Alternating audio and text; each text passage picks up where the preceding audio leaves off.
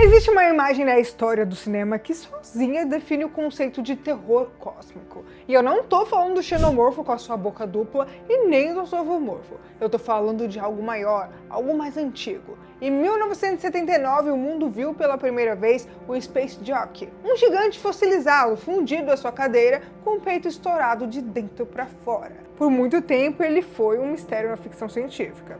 Quem era ele? O que ele carregava? E o porquê ele morreu daquela forma horrível. Mas em 2012 o Ridley Scott decidiu voltar e nos dar uma resposta com Prometheus que assim, dividiu o público. Mas eu vou ser sincera com vocês aqui, eu gosto de Prometheus, de verdade. Eu não acho que ele seja um filme todo assim ruim.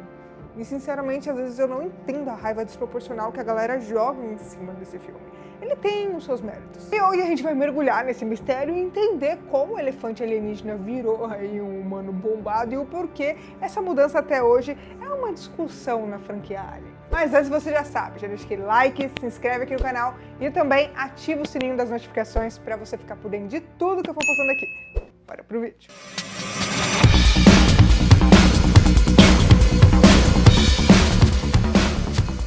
E aí pessoal, tudo bem com vocês? Se você não me conhece, acabou de chegar aqui no canal, bem-vindos, eu sou a Taiva Moitinho. Bom, bora voltar aí no tempo. Imagine a galera que foi assistir o filme lá nos anos 70. A tripulação da Nostromo pousa em um planeta desolado, a LV-426, e eles entram em uma nave biomecânica. E lá dentro, na câmara do piloto, eles encontram aquilo. O roteiro original eu chamava de O Piloto, mas a equipe de produção e os fãs batizaram de Space Jockey. A primeira coisa que choca aqui é o tamanho, aquele ser é colossal. A gente está falando de uma criatura que faz os humanos parecerem brinquedos perto dele. Ele está sentado em uma cadeira giratória que parece um telescópio ou uma arma. E o mais perturbador, ele parece ter crescido a partir da cadeira. Onde termina a máquina e onde começa a carne. O design criado pela mente genial do H.R. Giger nos deu um ser com aparência grotesca e biomecânica. Ele lembra um elefante e ele tem uma tromba que desce do rosto e se fundia com o peito, conectado a um aparelho de respiração. E claro, o detalhe fatal é um buraco no tórax. Naquele momento, o filme Alien fez algo brilhante. Ele não explicou nada. Aquele cadáver era um aviso, é como se fosse um olha pra mim, eu era gigante, eu tinha uma tecnologia avançada, eu viajava pelas estrelas e mesmo assim essa coisa pequena que eu carregava me destruiu. O Space Jockey servia pra nos fazer se sentir pequeno, sabe? Ele representava um universo antigo, hostil e incompreensível, mas a mente humana odeia o vazio. E durante muito tempo os fãs preencheram esse silêncio com teorias. Antes do Ridley Scott decidir explicar tudo, o que a gente achava que sabia. A imaginação dos fãs, assim, criou cenários incríveis. A gente vai passar pelas teorias mais famosas que dominaram os fóruns por anos. Primeiro tinha a teoria da vítima acidental. A ideia aqui era bem simples. Tinha o Space Jockey lá e ele era um explorador, talvez um cientista de uma raça que faz o bem, que encontrou xenomorfos por azar. Ele tentou coletar uma amostra e foi infectado e num ato final de heroísmo, ele pousou no planetoide mais próximo e ativou um sinal para que ninguém se aproximasse. O sinal que a Nostromo captou não foi um SOS, mas sim um afaste-se. Depois tinha a teoria da arma biológica, que acabou sendo a mais próxima da realidade.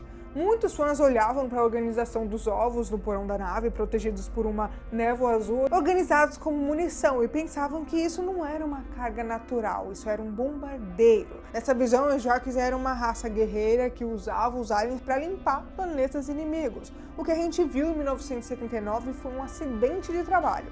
A arma se voltou contra o criador.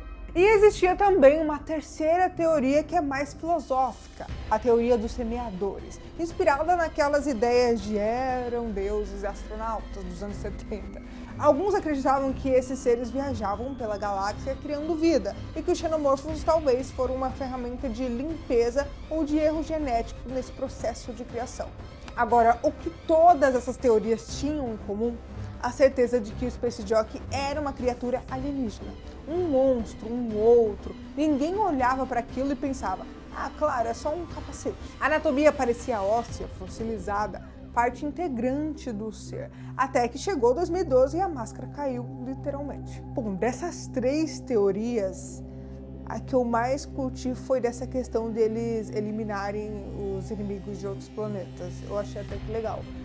E a da última, sobre os deuses e tudo mais, eu até gosto, mas eu fico meio assim porque humanizaram muito eles. Prometheus chegou prometendo expandir a mitologia e a grande reviravolta do filme foi recontextualizar quem eram esses pilotos. O Ridley Scott decidiu que o Space Jockey não era um monstro e aquilo era só um traje espacial, era um EPI de alta tecnologia e por baixo daquela armadura biomecânica não tinha um ser incompreensível. Mas sim um humanoide, um ser musculoso, com cerca de 3 metros de altura, DNA compatível com o nosso e um rosto que lembrava estátuas gregas. Eles foram rebatizados, agora eles se chamavam engenheiros, e essa mudança, essa continuidade retroativa alterou com muita precisão o gênero da franquia. O Alien deixou de ser apenas um horror de sobrevivência contra um animal selvagem para se tornar um filme sobre criacionismo, deicídio e inteligência artificial. Pra vocês verem, né? A gente não tá muito longe de 2012, mas já tinha muito filme sobre essas coisas. Em Prometheus a gente descobre que esses engenheiros não apenas visitaram a Terra, mas nos criaram. A gente é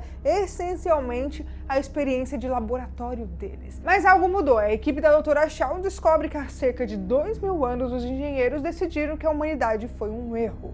Eles prepararam uma nave cheia de patógeno mutagênico, o líquido preto, a famosa Black Goo, para despejar na Terra e nos apagar da história. Agora o Space Jockey, aquele que a gente viu morto em Alien, ele provavelmente era um desses soldados indo cumprir a missão de genocídio contra a Terra quando a sua própria carga vazou e o matou antes da decolagem. E a ironia aqui é cruel, a gente foi até as estrelas para procurar os nossos criadores esperando um abraço divino e a gente descobre que eles estavam carregando armas para nos matar.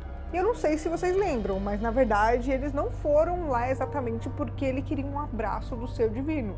Ele na verdade queria a vida eterna. Ele se comparava como um deus. Ele fala que fez o sintético lá, a inteligência artificial, a própria semelhança dele, para que ele não falhasse. E assim, gente, ele meio que mereceu, né, o jeito que ele foi tratado. Agora a gente precisa falar o porquê essa mudança irritou tanta gente. O primeiro ponto é estético e atmosférico. O Jockey original tinha uma aura Lovecraftiana. Ele era estranho e ao transformá-lo em um humano gigante e pálido, muitos fãs sentiram que o mistério foi banalizado. Eles tiraram o horror do desconhecido e colocaram um rosto familiar, ficou comum. Mas o ponto técnico e debatido muito aqui é o tamanho dele. Se você assistir Alien de 1979, você vai reparar que o Space Jockey fossilizado é imenso. As estimativas sugerem que eles teriam entre 4 e 5 metros de altura se estivessem de pé. E o crânio dele é enorme em relação ao capacete. Já os engenheiros de Prometheus são grandes, sim, mas eles têm cerca de 2 a 3 metros. Eles ficam altos perto de humanos, mas não gigantesco como o fóssil original. Além disso, o filme de 79 mostrava o ser calcificado, transformado em pedra pelo tempo, sugerindo milhares ou milhões de anos ali. Em Prometheus, os trajes e corpos parecem muito mais preservados, menos fundidos à máquina. Os defensores do filme dizem que é apenas uma licença poética, uma adaptação visual, mas os fãs hardcore criaram teorias para consertar esse erro da continuidade. A mais famosa delas diz que os engenheiros de Prometheus são apenas imitadores ou servos, que talvez exista uma raça alfa, os verdadeiros Space Jockeys originais, que eram realmente gigantes e monstruosos, e que os engenheiros apenas copiaram a sua tecnologia e seus trajes. Isso salvaria a história, o ser da LV-426 seria um original, enquanto o de Prometheus seria a versão menor e genérica, mas até agora os filmes não confirmaram isso. O que a gente tem na tela é o que vale. O Jockey é um traje e o piloto é um de nós, praticamente, só que maior e mais mal-humorado. Mas nem tudo são críticas, a gente precisa reconhecer o que eles trouxeram de bom. Antes, os xenomorfos eram apenas pestes espaciais. Com a introdução dos engenheiros, o xenomorfo, as suas protoversões, ganham significado. Eles são tipo um castigo, sabe? Que queima quem tenta brincar de Deus. A história deixa de ser sobre monstros no escuro e passam a ser sobre ciclos de criação e destruição. Os engenheiros criam os humanos criam os androides, os sintéticos, no caso David. Os engenheiros tentam destruir os humanos e os humanos matam os engenheiros. E o sintético David, vendo a falha dos seus criadores e dos criadores dos seus criadores, decide criar sua própria forma de vida perfeita, o Alien. O Space Jockey deixou de ser uma vítima passiva para se tornar o catalisador de toda essa desgraça humana. Aquele ser na cadeira na LV-426 não estava apenas transportando carga, ele estava transportando o nosso apocalipse. E isso, de certa forma, torna a descoberta da Nostromo ainda mais aterrorizante. E aqui vai um detalhe de bastidores que poucos sabem que poderia ter mudado a história do cinema. O Space Jockey icônico quase não existiu. Durante a pré-produção de Alien, o estúdio estava apavorado com o orçamento. Construir aquela nave enorme e aquela criatura gigante custaria uma fortuna para uma cena que duraria poucos minutos. A Century Fox pressionou o Ridley Scott a cortar a cena da sala do piloto e a ideia alternativa era bizarra. A tripulação encontraria um piloto do lado de fora da nave morto no meio das rochas. Mas isso não seria um corpo, claro, seria uma formação rochosa que, se você olhasse do ângulo certo, parecia um cadáver. O H.R. Giger chegou a fazer alguns esboços dessa versão camuflada, que seria muito mais barata, mas teria zero impacto visual. Felizmente, o Ridley Scott bateu o pé e ele sabia que precisava daquele tamanho grandioso para mostrar que os humanos estavam lidando com forças além da compreensão. E tem mais, para fazer o Space Jockey parecer ainda maior em tela, o Scott usou um truque clássico de Hollywood. Nas cenas em que a gente vê a tripulação de longe escalando a cadeira, aqueles não são atores adultos, são crianças, os filhos do diretor e do diretor de fotografia vestindo trajes espaciais em miniatura, e isso dobrou o tamanho aparente no cenário sem custar um centavo a mais. Foi genial, né? E você, de que lado você tá nessa discussão aí dos fãs de Alien? Você prefere o mistério Lovecraftiano do elefante espacial original, ou você curtiu a mitologia dos engenheiros e a ideia de que eles são os nossos criadores furiosos? Eu realmente quero saber o que vocês acham, então já comenta aí #TimeMistério ou #TimeEngenheiros. Comenta aqui embaixo que eu quero saber. Agora sobre o meu veredito final aqui. O mistério foi arruinado ou esquecido? Tem uma regra não dita da ficção científica que a resposta raramente é tão satisfatória quanto a pergunta. O Space Jockey de 1979 nos permitia sonhar com pesadelos infinitos. E os engenheiros de 2012 nos deu uma resposta concreta, lógica, mas talvez humana demais. Mas a imagem ali daquele piloto permanece intocada. Mesmo sabendo que é um traje, quando a gente revê Alien, a sensação de pavor continua lá. Eu ainda gosto daquele filme. A genialidade do design do Giger transcende a explicação do roteiro. O universo do Alien sempre tá tentando costurar essas realidades, sabe? O horror biológico e a filosofia existencial, a gente já sabe disso. Talvez no fim das contas não importe se é um elefante ou um homem no traje. O que importa é a lição que o Space Jockey deixou há muito tempo atrás. O universo é vasto, antigo e não se importa nem um pouco com a gente. E às vezes é melhor deixar o gigante dormindo mesmo. E se você curtiu esse vídeo, já deixa aquele like, se inscreve aqui no canal e também ativa o sininho das notificações para você ficar por dentro de tudo que vem por aí. E olha, quer dar uma força extra aqui pro canal? Vira membro. Além de você ter um selo especial nos comentários e lives, o seu nome pode aparecer aqui nos próximos vídeos e você ainda assiste tudo em primeira mão. E não sai daí porque tem mais conteúdo insano esperando por você. É só clicar no vídeo e vai estar aparecendo aí na tela agora. Bom, por hoje é isso. Um grande abraço e até o próximo vídeo.